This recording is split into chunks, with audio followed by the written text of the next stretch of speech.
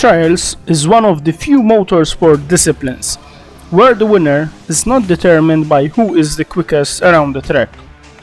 Trials motorcycle sports is a game of balance, control, and timing, where altogether riders around the world define the laws of physics to ride their bike to victory. In trials, for each foot down or fall, penalty points are given to that rider. Therefore, the rider with the least penalty points wins.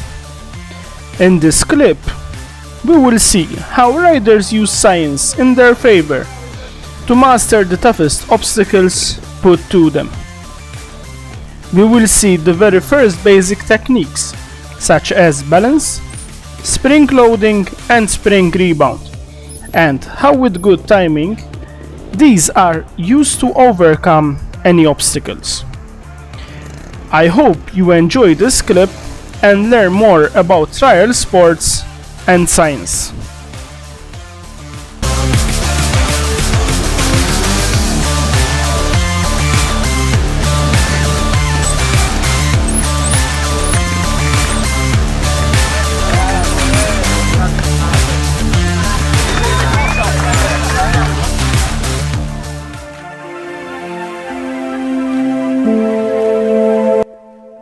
The first topic to discuss in this clip is balance. This is the most crucial technique one must master for trials riding. A trials rider finds balance on the bike by shifting the weight from one side to the other. This shift is done to counter the force of the weight of the bike to one side. By putting weight on one footrest or the other, depending where the bike is shifting, the rider is equaling the force of the bike by the counterweight put. This is repeated and shifted continuously to keep the bike in a balanced position.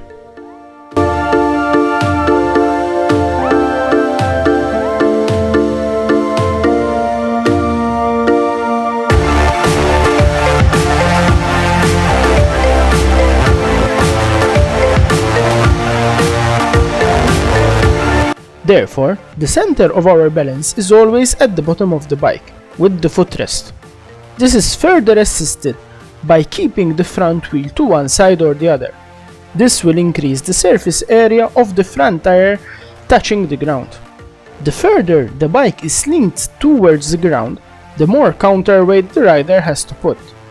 We can see that the rider puts his knee and hips out to put more counterweight to balance the weight of the bike to the other side. This technique becomes very useful in tight corners and when riding in slippery conditions. In the next topic, we will see how trials riders use the physics behind the springs to help them when riding trials. Here, riders put a lot of weight on the front chocks, loading the springs within. When such spring rebounds back, the rider uses that rebound to further pull back the handlebars and pop the most famous wheelie. We will see how this becomes important when riding over obstacles. The same technique is used to pop a wheelie and ride over obstacles with control and without putting the feet down. Let's see some examples where this is put in practice.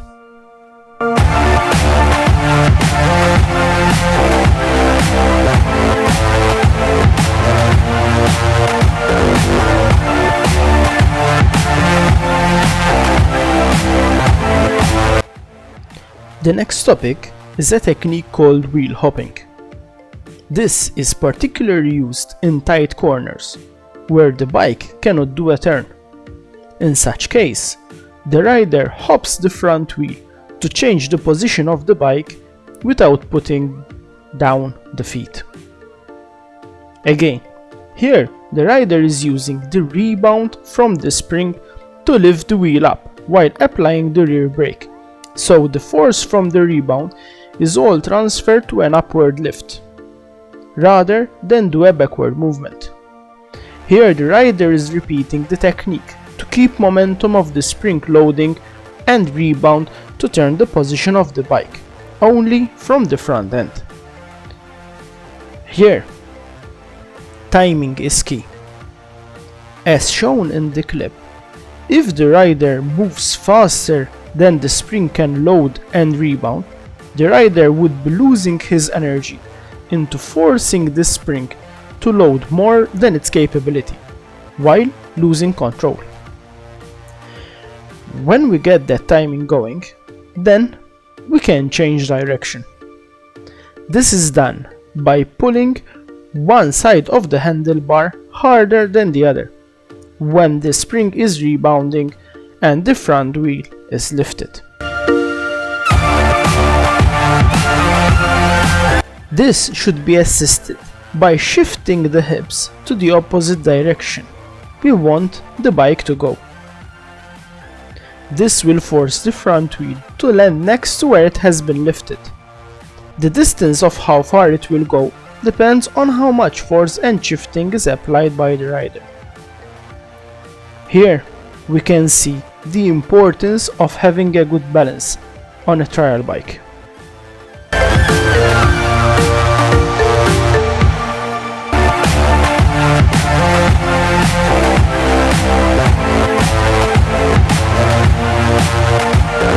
In this last topic, we will see all the previous techniques applied in trials riding.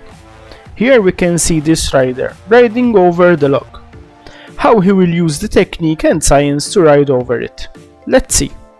The rider is loading the spring to pop a wheelie on the rebound, high enough to hit the log, just right.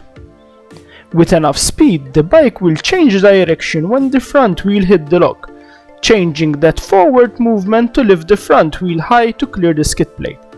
The rider shall move the body weight accordingly to keep the front wheel high and land with two wheels on the ground smoothly without losing any points.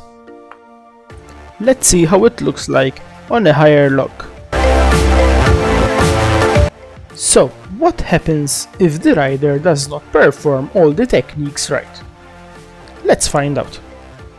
If the rider hit the log too low, the forward movement is lost, and therefore the bike will not have enough momentum speed to clear the skid plate, resulting in landing on the skid plate.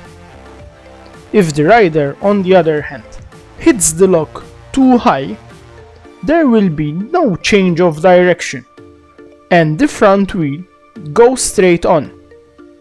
When the rear wheel hit the log, it makes the front wheel to drop, causing the bike to land on the front wheel first. This might cause the rider to lose control and lose points.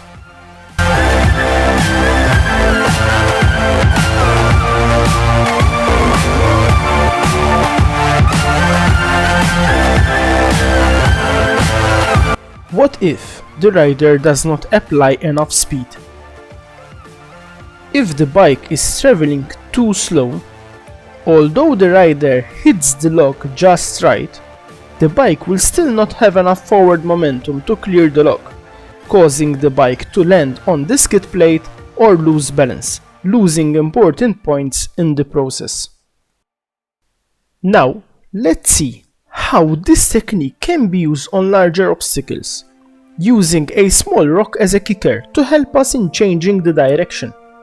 Again, here the rider is loading the spring, hitting the rock to change the direction of the bike movement, whilst shifting the weight backwards to act as a counterweight for the front wheel to keep it lifted, causing the bike to land smoothly on two wheels. That is all that we had prepared for you. I hope you had found this clip interesting and got to know more about trials as a sport. Stay safe!